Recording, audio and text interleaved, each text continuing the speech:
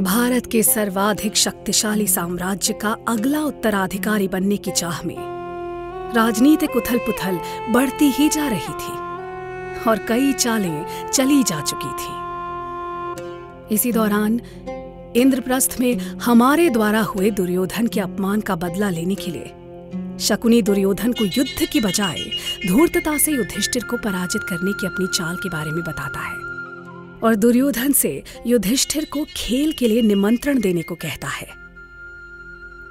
युधिष्ठिर इन पासों के खेल में फंस जाते हैं और एक एक करके अपनी चल अचल संपत्ति, नगर, भाई और यहां तक कि अपनी पत्नी यानी हमें भी धूर्त गांधार के हाथों हार जाते हैं।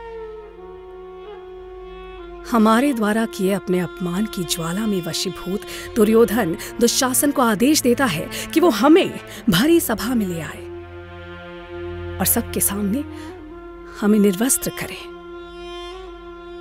आज्ञा पाकर दुशासन हमारे महल की ओर हमें लेने जाता है। किसी अनहोनी का अंदेशा तो हमें पहले ही हो चुका था। हर बीतते पल के साथ हमारी घबराहट बढ़ती जा रही थी। अचानक हमें सीढ़ियों पर भारी कदमों की आहट सुनाई दी। हमारे दिल की धड़कन तेज होने लगी और सिर से लेकर पांवों तक हमारा रोम रोम भय से कांप रहा था। तभी दुशासन लात मारकर हमारे कक्ष का दरवाजा खोलता है और हमें उसके मुख पर एक घिनौनी मुस्कान दिखाई देती है। बिना किसी देरी के वो हमें हमारे केशों से पकड़कर घसीटता हुआ सभा में ले जाने लगा। हमने खुद को बचाने की पूरी कोशिश की, मगर दुशासन के बल के आगे हमारा बल कमजोर था। हमारे लिए अपमान सहना किसी भी कष्ट को सहने से ज्यादा भारी था। सभा में बैठे हर एक व्यक्ति की नजर दुशासन और हम पर ही टिकी हुई थी, जिसे वो संगमरमर के कक्ष में बेरहमी से घसीटता हुआ ला रहा था।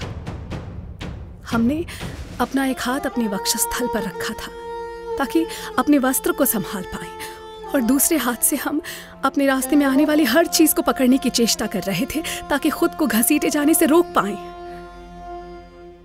हमें पता था कि सभा में खड़े सभी पुरुषों की नजरें हमें को ताक रही हैं, इसलिए हमने एक बार भी अपना मुख ऊपर नहीं उठाया। फिर सभा में हमारी चीखों के बीच एक जोर का ठहाका गूंजा। उस ठहाके ने हमें झकझोर दिया और हमारा खोया हुआ गर्व यकायक वापस लौट आया। हालांकि हम क्रोध और भय से थर थर कांप रहे थे, परंतु हम अपनी जगह पर बिजली के समान सर उठाकर खड़े हो गए और कहा, बस बहुत हुआ। क्या हम आपके लिए कोई वस्तु हैं जिसे जब आपका मन चाहा आपने दांव पर लगा दिया, जब चाहा बांट लिया और जब चाहा बेच दिया? चुप क्यों खड़े हैं धर्मराज? हमारे प्रश्न का उत्तर दीजिए, कुछ तो बोलिए। क्या आपको ज्ञात नहीं यहां क्या हो रहा है? धर्मराज, आप तो पहले ही दास बन चुके थे ना, तो आप हमें दांव पर कैसे लगा सकते हैं? दास के पास तो अपनी कोई संपत्ति नहीं होती। उत्तर दीजिए हमारी बात का। द्रौपदी, ये जान लो, ये अब कोई राजकुमार नहीं है, बल्कि दास बन चुके हैं। और दास अपने स्वामी की अनुमति के बिना कुछ नहीं बोल सकते। और हां, तुम अब कोई रानी नहीं, बल्कि मेरे भांजे की दासी हो। दासी, हां, जिसे उसके पतियों ने जुए में हार दिया है।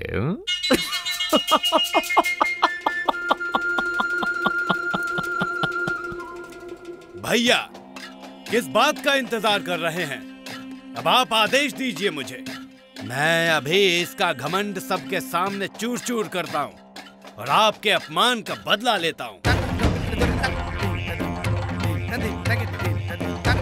जाओ मेरे अनुज दुशासन, जाओ और इस द्रौपदी के तन पर जो ये राजसी वस्त्र हैं, उन्हें सबके सामने उतार फेंको और निर्वस्त्र कर दो इसे, और लाकर मेरी जांग पर बैठा दो इसे। दुर्योधन, तूने एक साधारण स्त्री का ही नहीं बल्कि मेरी पत्नी भीम की पत्नी का भी अपमान किया है।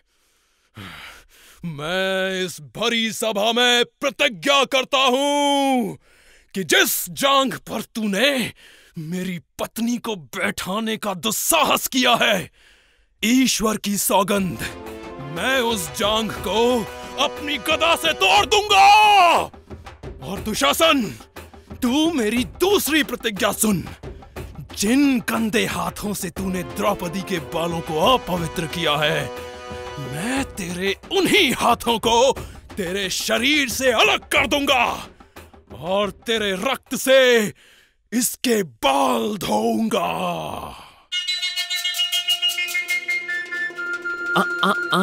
भीम, भीम, ये मत भूलो कि तुम अब एक दास हो, दास। हाँ?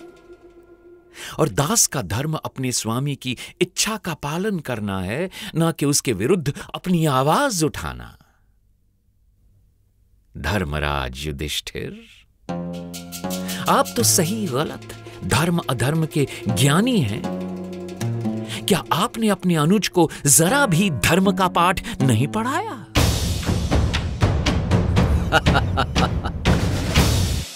जिस लाज की तुम बात कर रही हो, वो रानियों महारानियों का आभूषण होती है, किसी दासी का नहीं। शासन, किस बात की प्रतीक्षा है तुम्हें? निर्वस्त्र कर दो इसे। नहीं नहीं, ऐसा अनर्थ मत करो दुर्योधन। भगवान से डरो दुर्योधन, ऐसा अनर्थ मत करो। दुर्योधन, मैं तुम्हारी भाभी हूं, मैं एक स्त्री हूं। स्त्री जो मां होती है, पुत्री होती है, बहन होती है। एक स्त्री का अपमान मत करो, मुझे जाने दो। मैं तुम्हारे आगे हाथ जोड़ती हूँ दुर्योधन, ऐसा अनर्थ मत करो दुर्योधन, भगवान से डरो। तू सिर्फ एक दासी है, दासी। मेरा उपहास उड़ाने का परिणाम तुझे भुगतना होगा। तो शासन, नग्न कर दो इसे। नहीं, रुक जाओ। मेरे साथ इतना कुछ हो रहा है और आप, मेरे 5 पति जिन्होंने मेरी रक्षा के लिए अपने प्राण दांव पर लगाने का वचन दिया था, क्या आज वो पांडव इतने कमजोर पड़ गए कि मेरी रक्षा के लिए अस्त्र भी नहीं उठा पा रहे? पितामह भीष्म, आपने तो हस्तिनापुर के हर व्यक्ति के साथ न्याय किया है, उन्हें रक्षा का वचन दिया है, तो अपनी कुलवधू के साथ आप ऐसा अन्याय कैसे होने दे सकते हैं?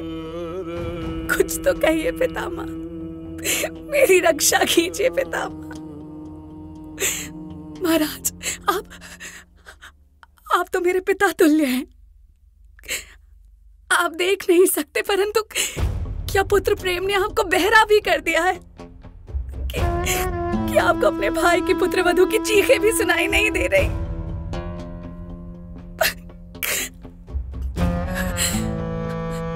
क्या इस सभा में बैठे किसी गुरु, किसी आचार्य, किसी भी धर्मी व्यक्ति को यह अधर्म होता नहीं दिख रहा? क्या इस सभा में इस अनहोनी को रोकने वाला कोई पुरुष मौजूद नहीं है? क्या इस सभा में कोई व्यक्ति जीवित है या सब के सब मूर्त बन चुके हैं? क्या इस अत्याचार का विरोध कोई नहीं करेगा?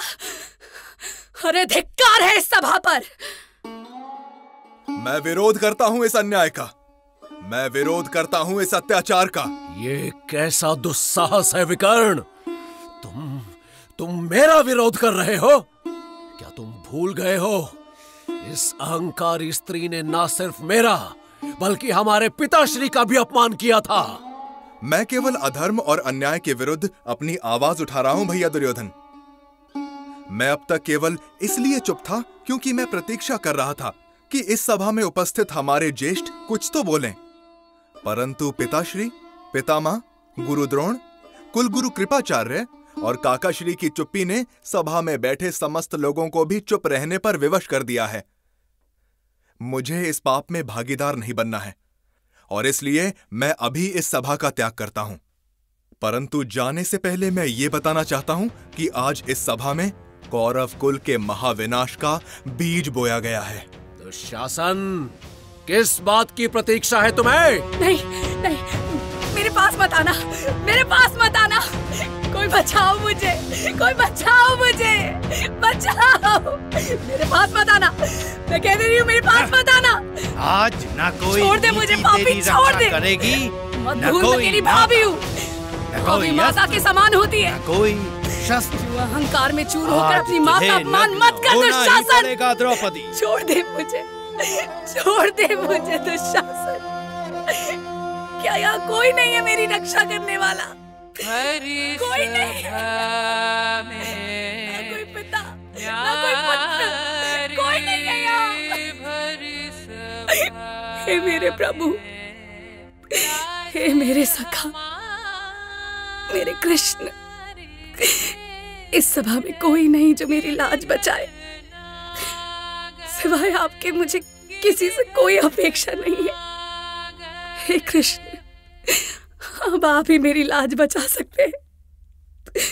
मुझे बचा लीजिए प्रभु, मेरी लाज रख लीजिए प्रभु, मुझे बचा लीजिए प्रभु। हम अपनी दोनों आंखों को बंद किए हुए, अपने दोनों हाथ जोड़कर सखा से अपनी लाज बचाने की प्रार्थना कर रहे थे। वहीं पूरी सभा इस चीरहरण का तमाशा देख रही थी।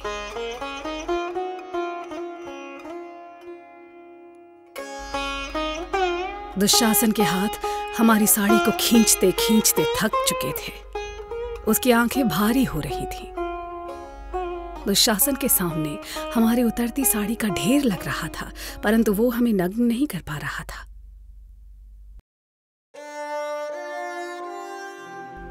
सभा में बैठे सभी लोग आश्चर्यचकित थे। ये कैसे संभव है? परंतु ये सखा की लीला थी, जिसने हमारे मान की रक्षा की। दुशासन थककर जमीन पर गिर गया और बेहोश हो गया।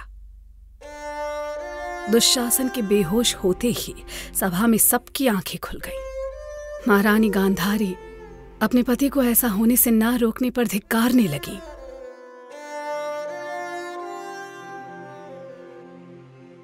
द्रौपदी के साथ मेरे पुत्र ने जो अपराध किया है, मैं उस पर लज्जित हूँ।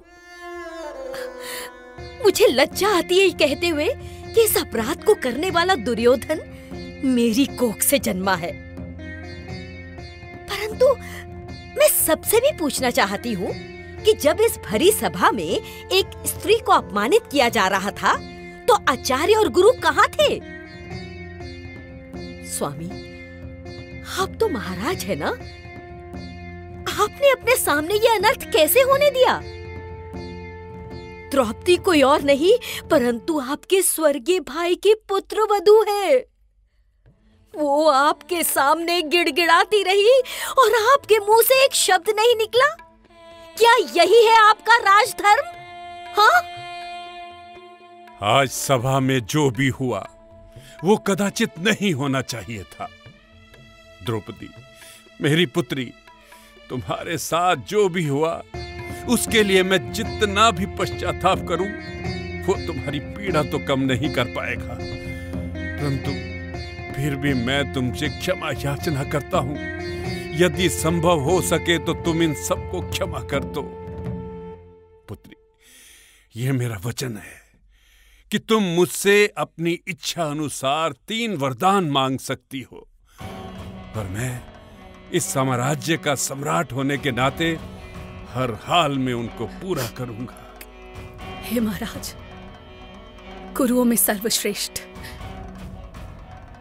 मेरी पहली मांग है कि आप मेरे पतियों को इस दासत्व से मुक्त करें। मेरी दूसरी मांग है कि आप उन्हें उनका सारा खोया हुआ राजपाट और संपत्ति लौटा दें। मैं तुम्हारी इच्छा पूरी करता हूं। मैं पांडवों को इस दासत्व से मुक्त करता हूं और उन्होंने जो कुछ भी यहां हारा है वो सब लौटाता हूं। इसके साथ ही मैं अपने भतीजे युधिष्ठिर को अपना आधा राज्य भी सौंपता हूं ताकि वो स्वतंत्र भाव से उस पर शासन कर सके। पांडवों ने एक स्त्री के हाथों अपना खोया राजपाट वापस पाया है और वो खुद को क्षत्रिय कहते हैं। देवी द्रौपदी, तुम तो अकेले ही इन पांचों के बराबर हो। सूत, अब मैं दास नहीं रहा। अगर इतना ही साहस है तो सामने आ और मुझसे दो दो हाथ कर, फिर तुझे पता चलेगा क्षत्रिय क्या होता है। अर्जुन, भला मैं तुमसे क्यों लड़ूंगा? क्योंकि यदि तुम हारे भी तो तुम्हारी पत्नी महाराज से विनती करके तुम्हें बचा लेगी। महाराज ने अपना निर्णय सुना दिया है। यह सभा यहीं समाप्त होती है। महाराज युधिष्ठिर के इंद्रप्रस्थ लौटने की व्यवस्था की जाए। दुर्योधन की आंखें क्रोध के मारे जल रही थीं। उसे सब कुछ अपने हाथों से फिसलता दिखाई दे रहा था। शकुनी ने फौरन ही दुर्योधन के मन को भांप लिया और अपना आखिरी दांव खेला। जब युधिष्ठिर अपने त्यागे हुए वस्त्र उठा रहे थे, तब शकुनी ने उनके पास जाकर उनसे कहा, महाराज युधिष्ठिर, क्या आप सदैव दुर्योधन और एक स्त्री की दया का पात्र बनकर रहना चाहते हैं? क्या आप एक सच्चे क्षत्रिय की तरह आखिरी दांव खेलकर सब वापस नहीं पाना चाहते, जिस पर आपका अधिकार होगा, ना कि किसी की दया का ऋण? सोचिए महाराज, सोचिए।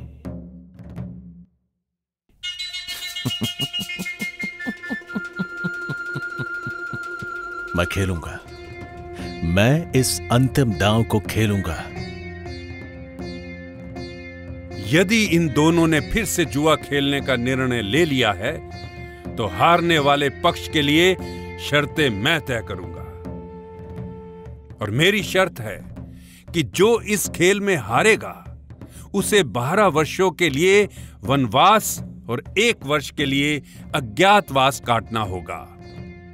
इस अज्ञातवास के दौरान यदि किसी ने उन्हें पहचान लिया तो हारे हुए पक्ष को ये 12 वर्ष का वनवास और 1 वर्ष का अज्ञातवास नए सिरे से शुरू करना होगा। मुझे ये शर्त स्वीकार है। मुझे भी स्वीकार है।